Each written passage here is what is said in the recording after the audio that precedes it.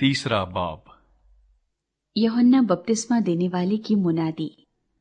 उन दिनों में यूहन्ना बपतिस्मा देने वाला आया और यहूदिया के बियाबान में ये मनादी करने लगा कि तौबा करो, क्योंकि आसमान की बादशाही नजदीक आ गई है।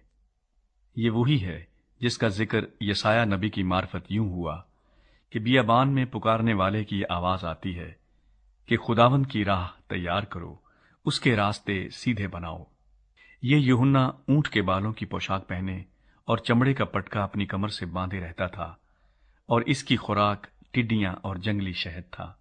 उस वक्त यरूशलेम और सारे यहूदिया और यरदन के गिरदोनवाह के सब लोग निकलकर उसके पास गए और अपने गुनाहों का इकरार करके दरिया यरदन में उससे बपतिस्मा लिया। मगर जब उसने बहुत से फरीसियों और सदूकियों को बपतिस्मे के लिए अपने पास आते देखा तो उनसे कहा कि आए सांप के बच्चों, तुमको किसने जता दिया कि आने वाले गजब से भागो?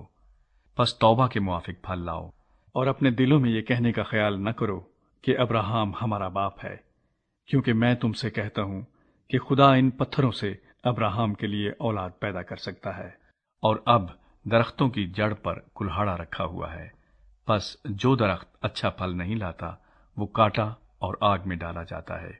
मैं तो तुमको तौबा के लिए पानी से बपतिस्मा देता हूं, लेकिन जो मेरे बाद आता है वो मुझसे जोरावर है, मैं उसकी जूतियां उठाने के लायक नहीं। वो तुमको रूहुल कुद्स और आग से बपतिस्मा देगा। उसका छाज उसके हाथ में है और वो अपने खिलेहान को खूब साफ करेगा और अपने गेहूं को तो खत्ते में जमा करेगा, मगर भूसी को उस आग में जलाएगा जो बुझने की नहीं। यीशु मसीह का बपतिस्मा।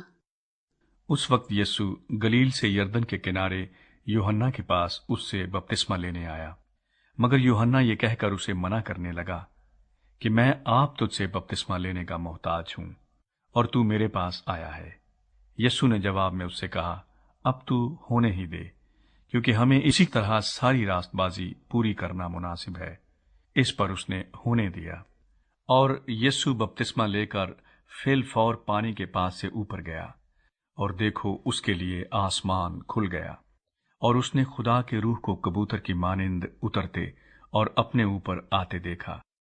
और देखो आसमान से ये आवाज आई कि ये मेरा प्यारा बेटा है जिससे मैं खुश हूं।